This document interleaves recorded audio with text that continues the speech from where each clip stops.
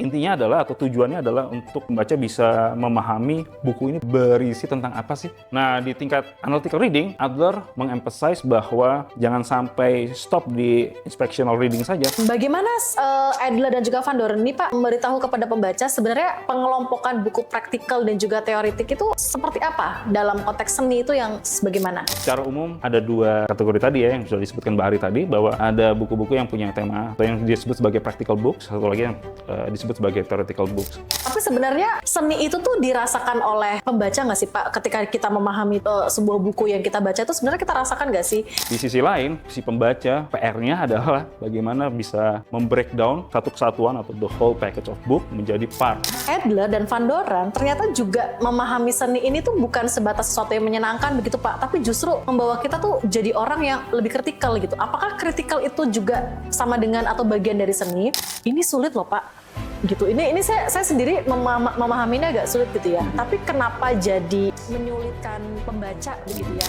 Pembaca atau kita itu sebenarnya nggak bisa loh benar-benar mengekstrak seluruh history gitu yang sudah termanifest gitu, baik melalui biografi orang ketiga yang menulis tentang sejarah gitu, atau autobiografi penulisnya itu sendiri menulis sejarah. Kita benar-benar nggak bisa mendapatkan point of view sejarah yang lengkap.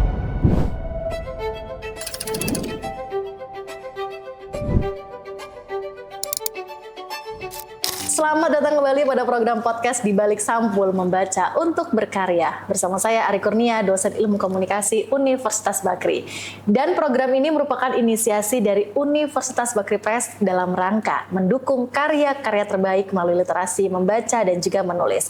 Dan kali ini kita masih akan membahas satu buku yang sangat menarik tentang How to Read a Book, seni membaca dan memahami beragam jenis bacaan karya Mortimer Adler dan juga Charles Van Doren.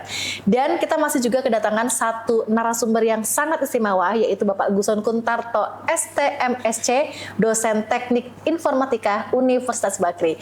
Kita akan berdiskusi banyak tentang buku yang sangat menarik ini kepada pakar ahlinya yang sangat mencintai dunia menulis dan membaca. Halo Pak Guson, apa kabar? Alhamdulillah sehat.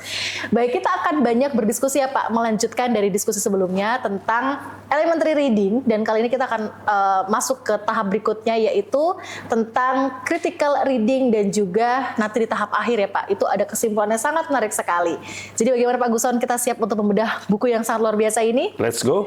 Baiklah, oke. Ya Pak Guson, di episode sebelumnya kita sudah membedah buku ini di dua level sebelumnya, di bagaimana dasar-dasar membaca, bagaimanakah pola membaca dari yang membaca cepat, sistematis. Nah, di level berikutnya ini, di level ketiga ini berkaitan dengan analytical reading. Ini kan artinya satu tingkat lebih berat, begitu ya, dari yang tadinya sebatas kita memahami dasar-dasar membacanya, kemudian ada beberapa kutipan. Nah, sekarang ini kita masuk ke level yang lebih cukup berat begitu di analytical reading. Apa sebenarnya informasi yang mau disampaikan oleh Adler terkait dengan membaca dan juga menulis? Oke, jadi di level ketiga di analytical reading, Adler dan Van Doren mengemphasize bahwa ini adalah continuity ya dari tahap sebelumnya gitu. Jadi kalau tahap pertama elementary reading sangat ditekankan kepada kemampuan si pembaca untuk bisa memahami kata, dia punya kemampuan untuk bisa mengerti vocabulary tentunya, sampai memahami isi kalimat gitu. Itu fondasi yang nggak bisa ditawar-menawar ya. Lalu di atas satu tingkat di inspectional reading, yang ditekankan adalah bagaimana si pembaca bisa mengambil informasi sebanyak mungkin dari satu tema buku melalui teknik skimming, misalkan seperti itu ya. Intinya adalah atau tujuannya adalah untuk si pembaca bisa memahami buku ini berisi tentang apa sih, gitu ya.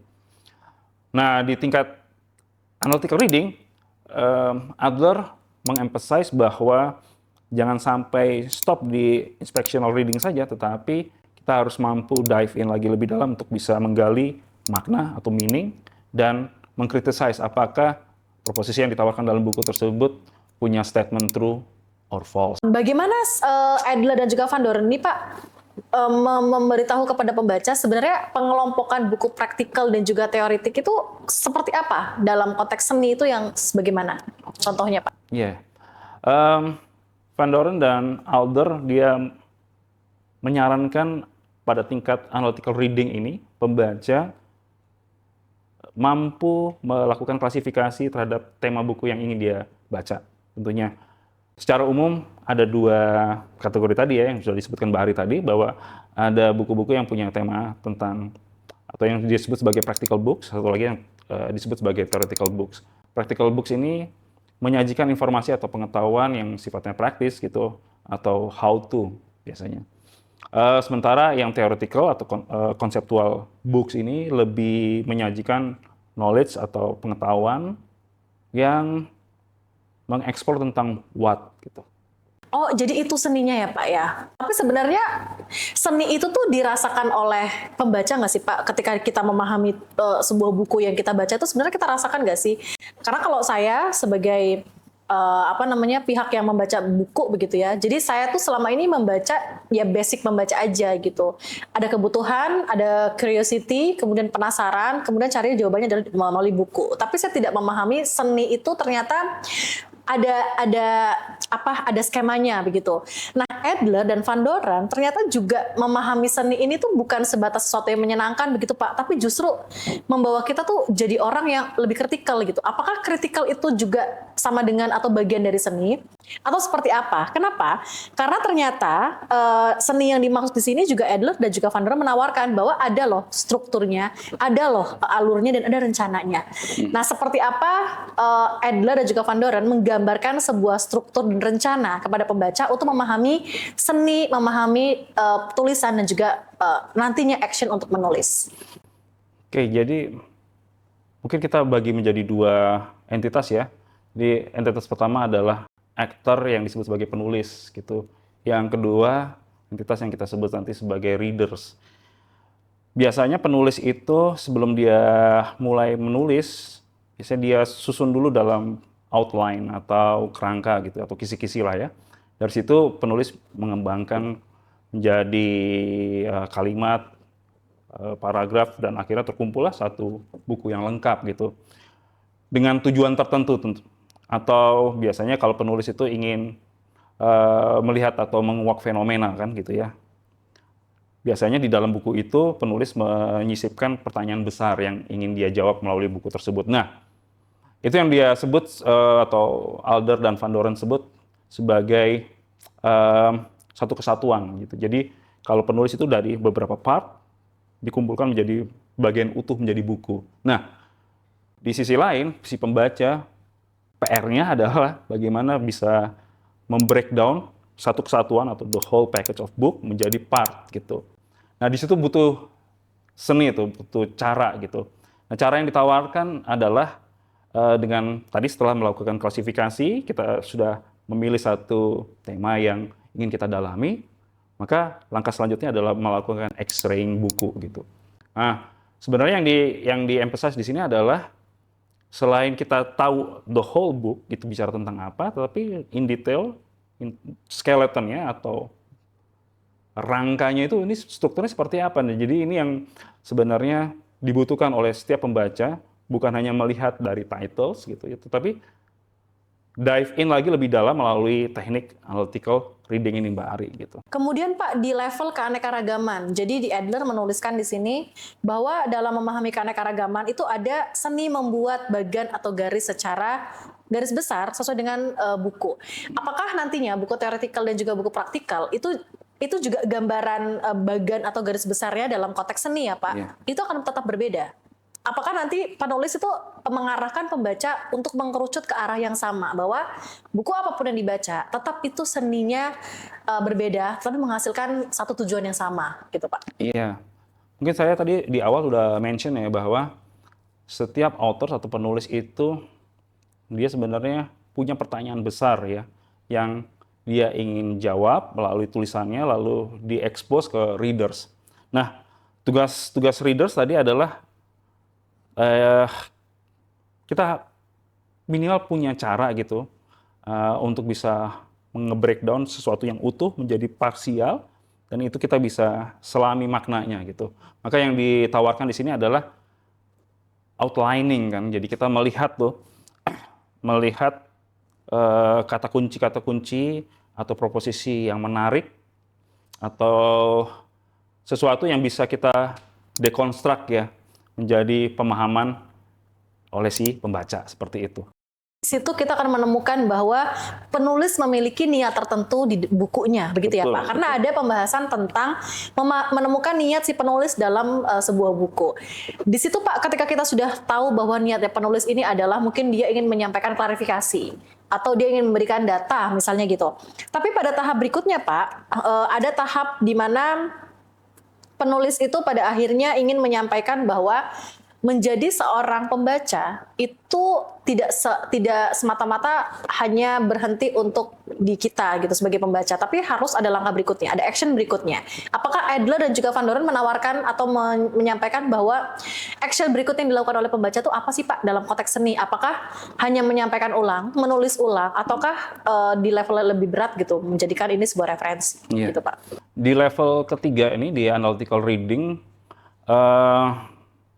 di akhirnya atau saya bilang di hilirnya ya. Jadi tadi di hulunya kita melakukan klasifikasi atau pigeonholing, lalu setelah itu kita melakukan X-sharing buku, dan di akhirnya pada tahap ini sebenarnya Adler dan Van Doren mengajak kita untuk reader atau pembaca itu mampu mengkritisize buku gitu. Nah, itu jadi goals pada layer ketiga ini ya, gitu pada layer analytical thinking. Nah, untuk kita bisa mengkritisize buku, kan kita mesti harus tahu dulu nih, kita paham apa nggak sih dengan bahan yang ditulis oleh si penulis ya, gitu ya. Nah, dari situ maka ada namanya proses interpretasi kan, ada proses interpretasi. Nah, proses interpretasi itu mau nggak mau kita harus tadi yang saya ceritakan, kita nge-breakdown kesatuan buku yang utuh tadi menjadi bagian-bagian yang bisa kita dekati untuk kita bisa uji dia punya proposition kan, seperti itu. Baik Pak Gusan, berarti kan antara pembaca dan penulis sudah sepakat ya bahwa apa yang disampaikan oleh penulis, pembaca sudah menangkap, sudah memahami, oh ternyata ini seninya. Tapi Pak berikutnya, pada capaian kesepakatan antara penulis dan pembaca, di sini disampaikan oleh Adler bahwa nantinya pembaca akan menemukan keyword khusus. Apakah artinya di sini pembaca sudah mendapatkan sesuatu yang dia cari, begitu Pak? Atau masih ada sebenarnya step berikutnya yang ditawarkan oleh Adler dan juga Van Doren bahwa masih ada loh nilai kritikalnya yang harus dicapai oleh pembaca? Jadi keywords tadi itu cuma hanya salah satu indikator ya, indikator yang bisa secara tersirat disampaikan oleh penulis dalam meng-convey informasi atau pengetahuan kan gitu. Nah, yang dimaksud di sini nampaknya adalah kan tadi antara entitas penulis dan entitas pembaca ini bisa jadi pemahaman atau background pemahamannya berbeda gitu kan. Harapannya good books itu adalah membawa readers ini dari posisi belum tahu menjadi lebih tahu kan. Oke Pak Gusun, terkait dengan Adler menyebut proses X-ray the books ini, kira-kira pada tahapan berikutnya Adler itu memperkenalkan ada yang namanya sebuah argumen. Tapi di buku ini, Adler dan juga Van Doren menyebutkan ketika pembaca akhirnya bisa berargumen dengan penulis, Adler dan Van Doren juga menawarkan hanya solusi. Nah, apakah ini menjadi bagian dari seni juga, Pak Gusun? Ya, tentunya ya. Jadi, tapi sebelum ke argumen, ada beberapa hal penting yang perlu kita highlight sama-sama nih. Bahwa di tahap sebelumnya, bahwa Adler sudah menekankan bahwa pembaca paling tidak mampu melakukan X-raying the book ya, artinya dia tidak hanya membaca buku secara superficial gitu ya, tetapi bisa masuk ke dalam skeleton atau strukturnya seperti itu. Nah, kalau sudah masuk ke strukturnya, maka di situ pasti pembaca akan dihadapkan dengan ambiguity istilahnya. Ambiguity itu bisa tercipta dari pemilihan kata gitu ya. Maka Adler menekankan bahwa sebaiknya pembaca dan penulis itu ketemu tuh pada terms yang sama atau pada istilah yang sama, karena terms di sini itu berarti bahwa kata-kata itu tidak menimbulkan ambiguity gitu. Nah, baru kenapa penting terms? Karena terms itu adalah fondasi bagi penulis dan pembaca bisa memahami goals atau problems yang ingin disampaikan oleh penulis ya tentunya. Itu terms itu nanti akan dirangkai menjadi sentence melalui grammar gitu kan. gabungan dari sentence itu nanti akan membentuk proposisi. Nah, argumen itu adalah struktur yang menyusun proposisi itu. Nah, jadi penting sekali kita memahami terms yang digunakan di dalam buku tersebut gitu ya. Biasanya terms itu sering disamakan dengan keywords gitu. Ya, seperti itu. Artinya berarti pembaca di sini juga diajak untuk berpikir kritis di level ini, tentunya bukan hanya memahami isi bukunya, tapi juga diminta untuk bagaimana ada peringatan keras nih Pak. Saya membaca satu tulisan yang dituliskan oleh Adler dan juga Van Doren tentang jangan mengkritik sebelum memahami. Jadi itu peringatan keras begitu ya. Apakah ketika itu disebut sebagai peringatan keras, apakah itu juga bagian dari seni, Pak? Kenapa? Karena kan ketika pembaca akhirnya membaca apa yang dia pahami di buku, dia boleh dong akhirnya mengkritik gitu. Tapi kenapa justru Adler membatasi? Gitu. Tingkat pemahaman seperti apa yang Adler juga Van Doren tawarkan, sampai pada akhirnya pembaca itu diminta, pembaca akhirnya boleh untuk mengkritik. Nanti kita akan sampai ke situ ya, tetapi mungkin ada beberapa etapa yang harus kita coba breakdown nih. Karena gini juga bahwa menurut Adler dan Van Doren, language itu punya keterbatasan ya di dalam menyampaikan makna. Pun pada akhirnya nanti si pembaca mau nggak mau kan dia harus mengkritisize ya. Tetapi bagaimana kita bisa mengkritisize sesuatu yang penuh dengan ambiguitas? Maka tadi pertama yang disyaratkan adalah antara pembaca dan penulis mesti harus come to terms gitu ya. Nah, karena di sini peran si pembaca, dia nggak cuma hanya membaca secara superficial atau skimming, tetapi dia mampu menginterpretasikan bahan bacaannya itu secara grammatical dan logical gitu ya. Nah, karena ini nanti akan bisa mendrive tadi yang Mbak Ari sampaikan, bahwa di samping si pembaca menemukan sentence, proposisinya, lalu bisa melihat struktur proposisi yang dibangun oleh penulis melalui argumen. Nah, harapannya dari argumen tersebut, pembaca sudah bisa mulai menemukan nih. Kan tadi saya cerita di awal bahwa penulis itu biasanya punya pertanyaan besar yang dia ingin sampaikan melalui buku. Nah, dari argumen tersebut harusnya pembaca mulai mendekonstruksi argumen itu bisa menjadi sebuah solusi menurut versi pembaca, begitu kan. Bisa saja melalui beberapa sentence ya. Misalkan ada statement misalkan jika ini maka itu. Nah, itu merupakan salah satu cues tuh, atau salah satu isyarat tuh bahwa di situ ada argumen yang disisipkan oleh si penulis dan harus dipahami oleh si pembaca. Lalu ada juga tadi saya mention bahwa proses interpretasi ini membutuhkan pemahaman grammatical dan logical gitu. Adler juga mengemphasize di bukunya pentingnya syllogism gitu ya. Artinya kita harus punya teknik untuk bisa melakukan induksi atau reasoning di situ ya, sehingga kita bisa menemukan solusi yang ditawarkan sama penulis pada konteks problem yang dia angkat gitu kan. Nah, tadi kembali kepada pertanyaan Mbak Ari, sampai mana sih kita bisa mengkritisize kan gitu. Adler sangat mewanti-wanti lah gitu ya, dengan Van Doren mewanti-wanti bahwa sebelum kita mengkritisize isi buku, kita dipaksa untuk harus understanding dulu nih. Karena knowing dengan understanding itu adalah dua hal yang berbeda. Jadi dia mention bahwa bagian dari criticize itu ada etiketnya gitu Mbak. Ada etiketnya, ada tata caranya lah ya. Karena bisa jadi nanti kita sebagai pembaca, kita paham nih, tetapi mungkin belum tentu juga kita setuju atau tidak setuju kan, nanti opsinya itu bisa seperti itu. Nah, untuk bisa pada judgement setuju atau tidak setuju, butuh kehati-hatian gitu. Maka itu tadi yang betul-betul di-highlight oleh Van Doren dan Adler gitu ya di dalam bukunya itu. Tapi apakah itu bisa dianggap etis oleh pembaca, Pak? Itu kan versinya penulis kan. Iya. Tapi bagaimana pembaca akhirnya menangkap bahwa apa yang disampaikan itu adalah bentuk kritik yang adil begitu katanya. Bentuk kritik yang adil, kemudian pembaca itu pada akhirnya bagaimana dia memaknai bahwa ini tuh prinsip yang etis untuk dibaca gitu.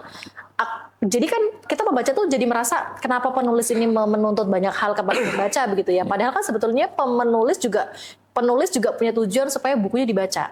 Tapi ketika itu menjadi sebuah aturan atau regulasi dari si penulis, mungkin nggak sih Pak pembaca itu merasa direpotkan untuk membaca buku itu gitu? Memang pada tingkat analytical reading ini memang harus begitu ya. Jadi memang eh, bukunya yang dibaca pun juga buku-buku yang masuk pada klasifikasi theoretical book biasanya gitu ya. Dan itu memang membutuhkan effort atau kerja keras dari si pembaca. Memang di ujung akhir dari level ini adalah bahwa tidak hanya kita tahu sentence by sentence, tapi kita mampu mengekstrak meaning gitu kan. Lalu kita mengkritisize meaning. Jadi kadang-kadang mungkin criticize di sini tuh ujungnya adalah menggunakan ini ya teknik judgment itu ya. Nah, tapi judgment itu pun juga dengan menggunakan evidence ya tentunya gitu dan menggunakan reasoning ya. Maka salah satu apa namanya cara atau seni di dalam mengkritisize di sini sebenarnya kita mensuspend dulu tuh, mensuspend our judgment gitu ya. Suspending itu artinya kita menahan dulu nih, jangan terburu-buru gitu kita menjudge statement atau argumen yang sedang dibangun oleh penulis. Misalnya bukunya ada 10 chapter, kita udah di chapter 3 lalu kita menjudge, wah ini bukunya apa namanya saya nggak setuju dengan konten buku ini atau argumen dari buku ini, padahal kita belum sampai chapter terakhir kan gitu ya. Hal-hal seperti itu harus kita tahan sebagai pembaca, kita mensuspend our judgment. Karena sekali lagi bahwa pada tingkatan ini tuh buku yang kita hadapi itu adalah buku yang biasanya knowledge penulis itu dalam tanda petik biasanya lebih advance daripada si pembaca gitu. Artinya si author mengajak si pembaca untuk naik kelas lah dalam tanda petik ya. Tapi memang agak sulit ya bahwa untuk bisa naik kelas itu kan ada pertarungan antara akal sama emosi gitu ya. Maka dia betul-betul menekankan bahwa suspend dulu judgment-nya gitu. Maka itu menjadi sangat kritikal di sini, gitu Mbak Ari. Karena di chapter selanjutnya Adler dan juga Van Doren buat bahasan tentang sepakat atau tidak sepakat dengan penulis. Nah, itu kan penjelasan Pak Aguson tadi itu kan rangkaian perjalanan pembaca akhirnya memaknai dari setiap materi, setiap chapter dipahami oleh pembaca gitu. Sampai akhirnya menawarkan nih penulis, sepakat nggak sama tulisan saya? Begitu kan ya Pak ya.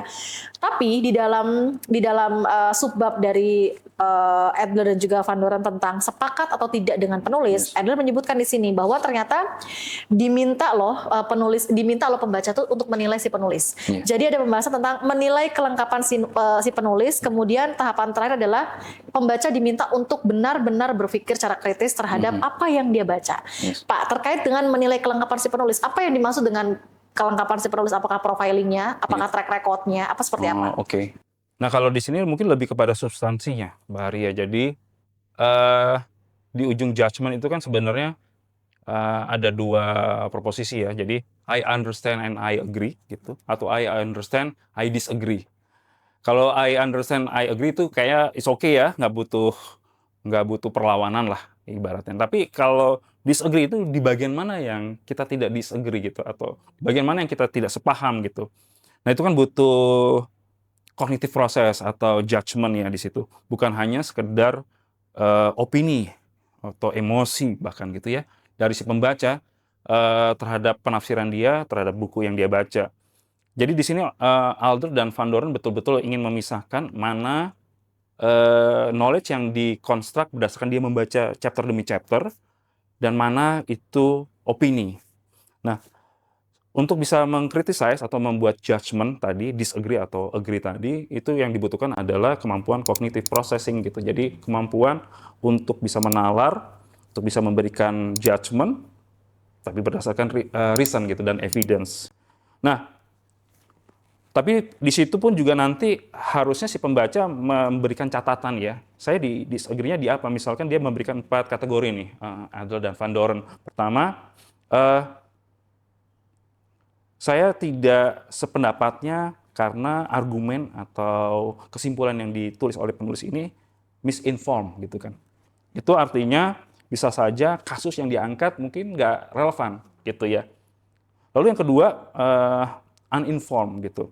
Artinya lack of fundamental knowledge biasanya. Yang ketiga, ada beberapa argumen yang dibangun akan tetapi berdasarkan silogisme yang kurang pas itu. Yang terakhir, yang rata-rata kebanyakan pembaca memberikan judgment disagree adalah pada level analisis yang nggak komplit gitu biasanya. Nah, Tapi memang kadang-kala penulis itu menulis buku mungkin berdasarkan hasil penelitian yang itu terus berjalan gitu. Jadi pada saat dia menulis itu mungkin pada stage tertentu di mana hasil penelitian itu memang belum selengkapnya full atau fulfill gitu ya, lengkap gitu. Baru sebagian, dan biasanya kita sebagai pembaca, wah ini kayaknya ada beberapa part yang mungkin belum lengkap nih analisisnya gitu. Tapi pada sampai kesimpulan itu memang prosesnya sangat panjang gitu Mbak Ari. Disitulah, tapi sampai situ Pak, kira-kira pembaca itu membutuhkan tools nggak kira-kira? Kenapa? Karena Adler lagi-lagi dan Van Doren memberikan satu pilihan terakhir di level theoretical reading ini adalah adanya alat bantu. Nah, alat bantu itu sebenarnya untuk apa Pak? Apakah setiap pembaca membutuhkan alat bantu, ataukah karena memang ini di level kritikal, jadi memang harus ada alat bantu. Di sini disebutkan alat bantu, contohnya adalah seperti kamus atau ensiklopedia. Artinya Pak, banyak hal-hal khusus yang harus dikonfirmasi atau diverifikasi menggunakan kamus begitu. Kamus itu kan jenisnya banyak, ada yang kamus bilingual, ada yang satu bahasa begitu. Tapi apakah memang kamus ini misalnya untuk rujukan bahasa-bahasa ilmiah? Begitu, berarti kan ada buku khusus yang memang menjadi rujukan gitu. Artinya kalau dia merasa perlu, kalau tidak merasa perlu, apakah alat bantu ini juga harus dipaksa dijadikan referensi oleh pembaca, Pak Guson? Iya. Tadi mungkin kita kembali ke words and terms ya. Jadi ada tools atau perangkat atau alat bantu yang bisa mempermudah si pembaca untuk bisa lebih memahami isi dari buku yang dia sedang baca. Karena gini juga ya, biasanya penulis itu menggunakan sinonim biasanya ya, agar tulisannya itu tidak monoton, ya kan? Nah, di situ kita perlunya dictionary itu atau thesaurus, artinya dictionary yang punya sinonim gitu ya. Jadi kadang-kadang kan vocabulary kita terbatas ya, sehingga perlu rujukan kata atau terms di situ. Itu peran dictionary ya.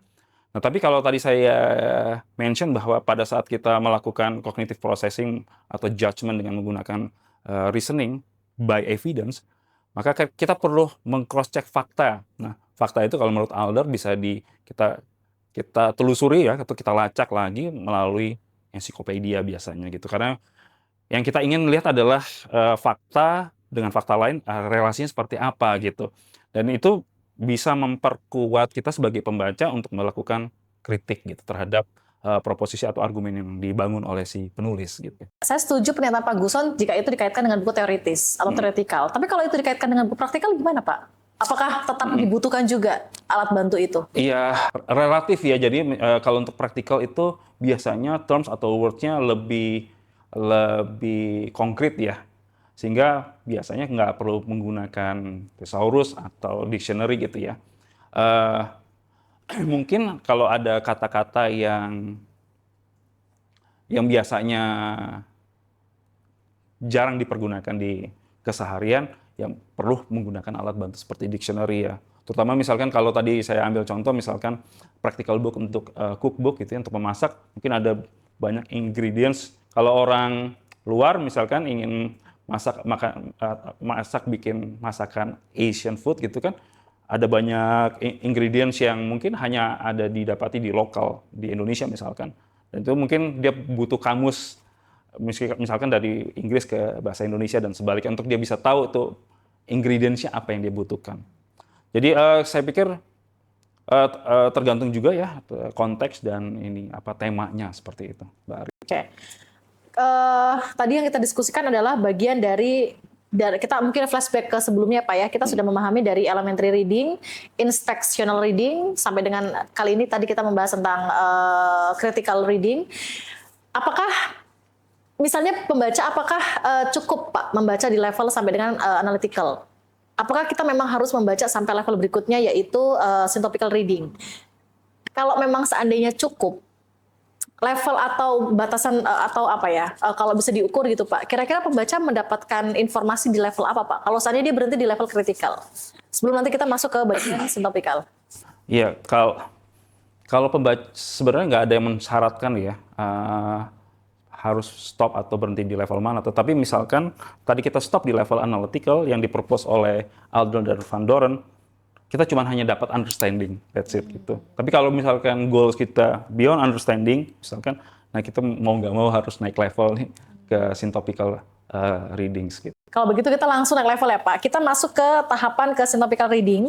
Ini adalah salah satu strategi membaca di mana teknik tingkat ini adalah teknik yang paling tinggi sehingga pemahaman yang didapatkan oleh para pembaca juga levelnya tidak hanya understand ya Pak. Tapi mungkin di level itu dia bisa melakukan sebuah action dari apa yang sudah dia pahami sebelumnya. Pak Guson di buku Adler dan juga Van Doren di level syntopical reading ini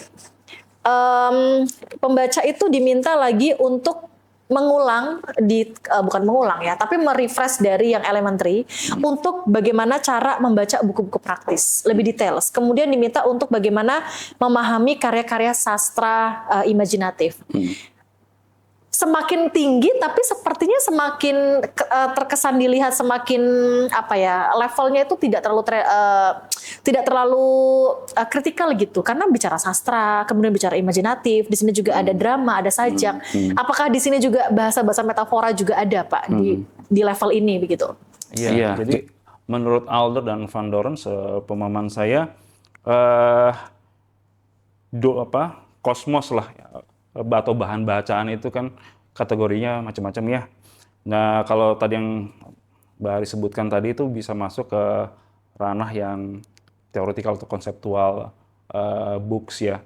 Jadi seperti sejarah, terus karya sastra, filsafat, bahkan sains dan matematik itu masuknya ke sana.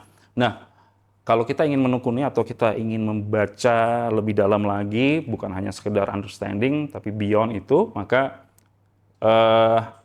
syntopical reading methods ini adalah salah satu cara gitu ya. Karena di awal kita dituntut untuk, kan sebenarnya bukan hanya mengkritisize gitu, tetapi kita membandingkan dari beberapa, kita melakukan compare and contrast dari beberapa literatur atau buku gitu. Nah kalau misalkan ambil contoh tadi karya sastra, sebenarnya karya sastra itu kan sedikit mirip dengan history ya, itu artinya ada perjalanan waktu dan ruang di situ, dan biasanya bukan hanya pada level understanding goals-nya, tetapi lebih kepada reflection kepada si pembaca gitu kan. Maka tekniknya juga slightly different gitu ketimbang yang analytical reading gitu. Oke, Pak Guson, kita coba maju teratur ke era yang sekarang ya Pak Guson ya. Di level syntopical reading ini kan pada akhirnya pembaca itu nanti akan mencoba untuk membandingkan, akan mencoba untuk mengkonfirmasi, mengontraskan dari apa yang didapatkan di level critical thinking. Mungkin Pak Guson pernah lihat di beberapa konten media sosial, saya pernah menemukan banyak sekali konten creator yang membuat konten tentang AI tapi dia kembali ke masa lalu. Begitu. Jadi dia cerita misalnya tentang sejarah Majapahit begitu. Nanti dia akan membuat sebuah konten AI. Saya sedang berada di sebuah masa kerajaan Majapahit, di sini banyak begitu. Dia digambarkan. Jadi di visual itu dia di situ gitu. Dan dia menyebutkan berkali-kali bahwa dari buku yang saya baca, Apakah kalau kita bicara di era AI yang sekarang, di level syntopical reading ini, itu adalah bagian dari action atau goals yang ingin disampaikan oleh penulis, Pak Guson? Nah ini agak loncat ya, artinya era buku dengan era AI ya. Tapi keduanya punya benang merah yang hampir mirip ya. Artinya sebenarnya AI itu kan dia belajar dari artefak atau dari teks atau dari data yang dikumpulkan secara digital. Sumbernya bisa macam-macam ya, bisa dari naskah, dari buku itu sendiri bahkan. Nah, kembali ke tadi, sebenarnya peran AI di sini lebih bisa memvisualkan ya hal-hal yang sifatnya tekstual gitu menjadi lebih visual gitu. Jadi si audiens itu bisa punya gambaran visual baik itu imago atau auditori. Nah, tetapi mungkin di sini yang di-emphasize betul sama Van Doren dan Adler ini adalah bahwa itu semua itu cuma artificial gitu. Nah, itu beda banget ketika kita membaca buku yang teks ya, karena di situ ada kertas yang kita bisa indra, ada wanginya atau fragrance dari kertasnya gitu ya, Itu membuat sensasi yang berbeda ketimbang kita melakukan perintah AI untuk mensummary-kan teks, sama-sama textbook gitu ya. Tapi yang satu kita baca secara thorough dengan menggunakan tadi analytical reading, itu akan berbeda gitu efeknya ya pada pemahaman kita gitu sebagai pembaca. Setuju Pak Guson, karena di sini juga Adler juga pada akhirnya dia membedakan banyak sekali referensi seperti tadi kita sudah sebutkan buku praktis, karya sastra, kemudian cerita, drama, sajak, puisi itu menjadi cara yang berbeda untuk pembaca akhirnya berada di level ini begitu Pak. Dan mungkin Adler juga sudah memprediksikan bahwa di masa mendatang akan ada teknologi untuk melengkapi skema ini begitu. Tapi Pak Guson, untuk bisa menjelaskan di level synoptical reading ini kan berarti seperti misalnya yang ditulis oleh Adler dan juga Van Doren di sini adalah tentang membaca naskah sejarah yang tadi sempat kita singgung di era AI begitu. Berarti kan kalau kita bicara tentang konteks sejarah, ada hal yang memang si pembaca ini mencoba untuk mungkin berimajinasi untuk membayangkan bagaimanakah si penulis biasanya mendeskripsikan tentang bagaimana situasi atau kondisi sebuah perkotaan, pedesaan atau situasi terkini di masa Majapahit begitu. Nah, kemudian ada salah satu subchapter yang menjelaskan begini, Pak. Ada kekaburan fakta-fakta sejarah. Kemudian ada juga bagaimana membaca biografi dan autobiografi di level naskah sejarah. Ini sulit loh, Pak. Gitu. Ini saya sendiri memahaminya agak sulit gitu ya. Tapi kenapa jadi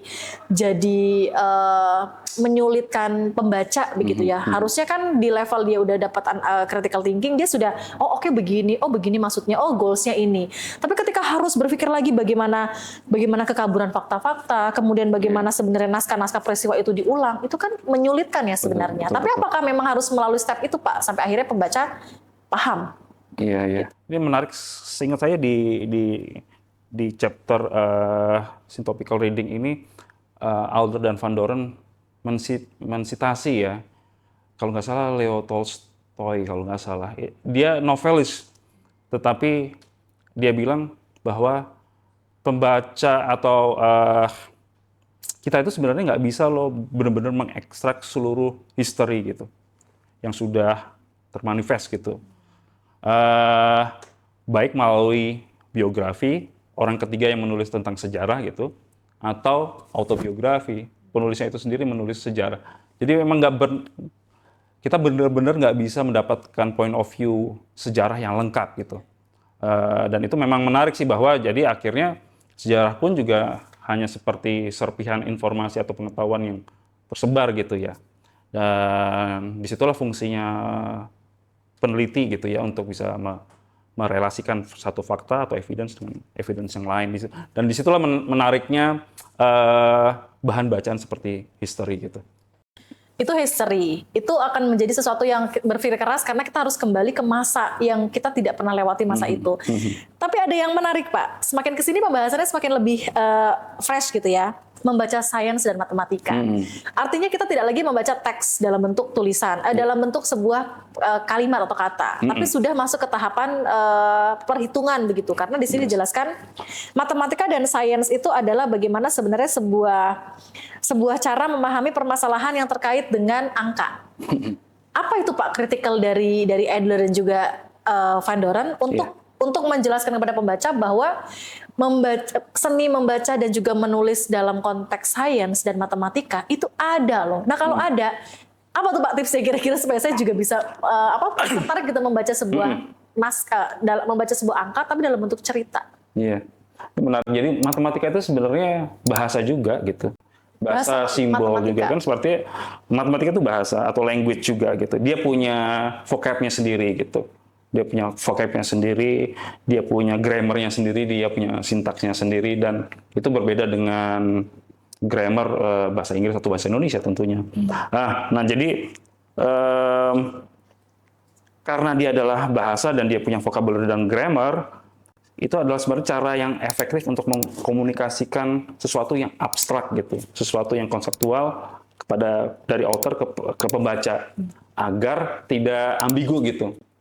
Nah, biasanya buku-buku sains atau buku-buku matematik itu si pembaca dituntut untuk bisa bisa punya kemampuan untuk melakukan penalaran secara induktif gitu. Nah itu yang dibangun sebenarnya ya, yang ingin dibangun oleh penulis di bidang sains dan matematik agar si pembaca bisa memahami set tadi. Kalau tadi kita bicara words terms, nah di sini mungkin ada variabel, ada proposisi, ada argumen, ada statement pada pertanyaan yang ingin di-reveal oleh si penulis gitu. Jadi kita sebagai pembaca juga dituntut harus punya penalaran juga gitu. Kalau matematika ada reasoning atau syllogism kan untuk kita bisa membongkar argumen si penulis itu. Kayak gitu. Ya, tapi dalam konteks matematika nih ya Pak Guson ya, kalau dulu kita tuh membaca buku yang dulu itu kalau kita mencari informasi tentang buku matematika, itu pasti buku belajar matematika. Begitu ya. Kalau sekarang itu belajar matematika itu bisa menggunakan sebuah cerita, terutama untuk anak-anak. Karena katanya kan untuk memudahkan anak-anak bisa suka membaca, perkenalkanlah dia dengan sebuah cerita sains begitu. Yang di dalamnya juga ada matematika, ada angkanya. Tapi lucunya Pak, atau uniknya adalah sekarang banyak sekali buku-buku tentang matematika atau sains itu mereka menggunakan infografis. Jadi bahasa-bahasa angka yang misalnya naskah ada prosentase kematian, prosentase kehamilan, kelahiran begitu, itu diceritakan dalam bentuk biasanya kan angka, kalimat deskriptif gitu ya Pak. Tapi sekarang itu banyak dibentuk dalam sebuah grafis, infografis. Jadi itu sangat-sangat menarik. Tapi apakah itu juga menjadi bagian dari seni Pak? Menurut visual. Secara eksplisit mungkin nggak sampai ke sana ya. Adler dan Van Doren melihat infografik itu sebagai tools untuk menyajikan narasi matematika ya. Tetapi yang dia bahas, seingat saya itu dia sebut sebagai popular science gitu ya. Itu mungkin masuk dalam popular science. Artinya gini, kan antara authors dengan readers itu punya kesenjangan pengetahuan ya. Artinya orang yang mungkin sudah puluhan tahun riset atau menekuni bidang matematik, compare to misalkan anak SD gitu, yang mungkin baru masuk pada dunia matematika gitu, mengenal dunia melalui bahasa matematika, mungkin salah satu cara agar sains dan matematika itu tidak terlalu berat gitu, maka strategi tadi misalkan dengan menggunakan pendekatan infografik gitu, atau popular science, agar konten yang tadi abstrak, yang sulit dibayangkan bisa tersentuh oleh bahkan tadi di level anak ya mungkin ya, anak SD, sehingga mereka tidak lagi memandang matematika itu sesuatu yang menakutkan gitu. Iya, gitu. Oke, ada satu pembahasan, satu chapter terakhir tentang filsafat. Ketika membaca sebuah buku-buku filsafat, itu kita jadi belajar 40 kali lipat mungkin ya. Jadi kita jadi memahami ciptaan yang ada di dunia ini gitu. Seperti contohnya di bukunya Adler dan juga Van Doren ini disebutkan, pasti nanti akan ada masa di mana kita berhadapan dengan anak-anak yang bertanya, saya itu siapa? Kemudian, oke, saya manusia, dijawab oleh ibunya. Kemudian nanti ditanya lagi oleh manusia itu apa? Begitu. Kemudian manusia itu tercipta dari apa? Nah, ketika itu dijadikan sebuah buku anak-anak, itu kan pasti penulisnya akan membuat sebuah cerita yang sangat menggunakan bahasa anak-anak begitu, Pak Guson. Visual yang ditampilkan pun juga pasti akan direkomendasikan untuk anak-anak. Tapi di buku filsafat menurut Adler ini, dia justru menjelaskan bagaimana menyajikan bagaimana sebenarnya justru meminta kepada para pembaca untuk banyak bertanya. Begitu Pak Guson. Apakah memang filsafat itu levelnya sekritikal itu sampai penulis tuh, pembaca tuh harus bertanya berkali-kali? Iya, memang seperti itu ya. Jadi bahwa filsafat itu kan sebenarnya mengakomodir pertanyaan kita versi anak-anak gitu, yang tadi yang punya curiosity, punya rasa ingin tahu, ingin mengetahui gimana sih mekanisme dunia ini bekerja, saya dari mana lahir, mau kemana, dan seterusnya. Artinya ada dua prinsip utama di buku yang masuk dalam domain filsafat. Jadi biasanya membahas tentang eksistensi, tentang tentang being gitu ya, sama becoming gitu. Proses kita mau kemana, kita mau ngapain, itu biasanya dua hal dua pertanyaan besar dan itu nggak akan pernah tuntas terjawab gitu seumur hidup kita. Jadi being and becoming itu yang di-highlight oleh Alder dan Van Doren. Oke, kemudian saya juga menemukan satu kalimat bahwa pertanyaan-pertanyaan para pembaca di level filsafat ini tidak berhenti di apa dan mengapa, tapi akan diteruskan pada level bagaimana dan how to process gitu. Nah, sebenarnya di level ini Pak, apakah sebenarnya kemauan dari penulis untuk menulis buku filsafat misalnya, justru memang membuat pembaca tuh pada akhirnya mencari tahu lagi dengan buku-buku selanjutnya, begitu. Jadi sama seperti seseorang yang ingin mempelajari seluruh agama, gitu kan? Mungkin dia meyakini bahwa satu agama yang dianut adalah benar, tapi untuk bisa mengetahui sebenarnya agama yang lain itu bagaimana sih? Apakah sudut pandangnya sama atau tidak? Apakah sampai level itu, Pak? Kenapa? Karena di sini dituliskan di chapter buku Adler ini ada pertanyaan-pertanyaan yang diajukan oleh para filsuf. Contohnya adalah tentang tadi Pak Agus sudah menyebut berkaitan dengan being gitu. Tentang ada dan keberadaan atau existence. Nah, itu memang haruskah keduanya dijelaskan? Ataukah sebenarnya itu dua hal yang berbeda sehingga harus dijelaskan, Pak? Jadi filsafat itu sepemahaman saya kan upaya kita gitu untuk memahami world ya. Jadi upaya kita untuk memahami world. Nah, sementara kalau di chapter filosofi itu Van Doren dan Alder menyampaikan ada satu buku ya dalam tanda petik ya. Disebut sebagai sacred book ya atau holy book gitu. Nah, itu tadi mungkin canonical bukunya tertinggi lah, kasta buku tertinggi atau mungkin terdalam gitu ya. At the same time bahwa seberapapun upaya manusia untuk bisa memahami dunia melalui tadi dua critical principle tadi, being and becoming tadi, biasanya berujung pada kembali ke sacred book gitu. Jadi kalau misalkan umat Muslim ada mushaf Quran gitu ya, misalkan Old Testament biasanya untuk teman-teman Yahudi dan seterusnya, atau misalkan umat Kristiani dengan New Testament atau Bible seperti itu. Nah, itu yang akan selalu mendorong rasa penasaran atau curiosity manusia bisa saja terjawab melalui sacred book tadi. Karena yang satu filsafat upaya manusia untuk mencari truth gitu, sementara religion atau agama biasanya itu datang dari pencipta yang diturunkan ke manusia melalui orang-orang terpilih ya oleh Nabi dan Rasul itu. Jadi sebenarnya bisa saling ketemu tuh kalau memang kita benar-benar menggali seperti itu. Oke, di chapter terakhir Pak, membaca buku ilmu pengetahuan sosial. Nah, ini lumayan agak turun nih intensi kritikalnya. Jadi saya pun sepertinya mudah untuk bisa menyampaikan ke Pak Guson. Kaitannya dengan buku pengetahuan sosial, ini kan konteksnya adalah memahami karakter-karakter dalam konteks ilmu sosial, seperti sosiologi, komunikasi, kemudian ada ekonomi, antropologi, begitu ya Pak. Yang dibahas di ilmu sosial itu kan biasanya berkaitan dengan perilaku, kemudian teori tentang empiris, survei, data lapangan, observasi, begitu ya Pak. Apakah di level yang sudah sangat sederhana ini, tetap pembaca itu harus pada level synoptical reading, Pak? Apakah sebenarnya sudah terlihat loh di lapangan situasi seperti apa, tapi apakah tetap akan dibawa pembaca untuk sampai ke level synoptical reading? Nggak ada pilihan lain selain masuk ke synoptical reading. Iya, tetap harus masuk ke area situ. Karena ketika kita bicara tentang social science, itu kan kita bicara pada multifasat atau multidimensional ya, aspek ya.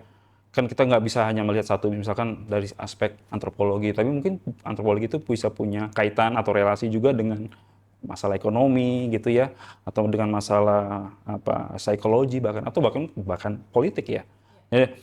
Di sini pentingnya tadi kita bisa punya banyak bibliografi, kita melihat point of view orang dari aspek political, misalkan science atau behavior atau psikologi dan seterusnya, agar pemahaman kita makin lengkap seperti itu. Jadi di syntopical itu di tahap pertama biasanya kita mengumpulkan sebanyak mungkin literatur atau daftar pusaka. Biasanya kalau kita melakukan riset kan kita baca kita melakukan literatur review biasanya. Kita kumpulkan sebanyak mungkin bibliografi, kita buat catatannya, kita buat peta atau relasi antar satu literatur dengan literatur yang lain. Guson kembali ke referensi yang sebelumnya. Di synoptical reading ini kan pembaca itu diminta untuk membandingkan. ada nilai-nilai rasa penasaran atau curiosity dari para pembaca untuk melihat banyak referensi. Nah, referensi yang dimaksud di sini apakah harus buku juga, kamus juga, apakah ensiklopedia, atau bisa menggunakan tools lain seperti media massa, media sosial di era yang sekarang ya Pak ya? Iya. Mungkin ya, ini sepemahaman saya ya, tapi kalau dari buku ini kan tahun 1970 sekian ya, berarti mungkin era di mana televisi atau bahkan mungkin internet belum ada ya. Tapi yang diemphasize oleh Adler dan Van Doren di sini specifically buku ya, literatur buku gitu. Jadi kita diminta untuk bisa compare and contrast, membaca sebanyak mungkin beberapa buku yang memiliki tema pertanyaan besar yang mirip atau yang relevan gitu. Itu starting point-nya. Lalu nggak cuma hanya berhenti di situ, artinya nggak cuma hanya berhenti di understanding ya, tetapi kita diminta untuk punya atau membangun neutral terms. Kalau yang di analytical reading tadi kan kita dipaksa untuk paham terms-nya author. Nah, sekarang kita dipaksa untuk membuat new terms tetapi yang neutral gitu, yang netral.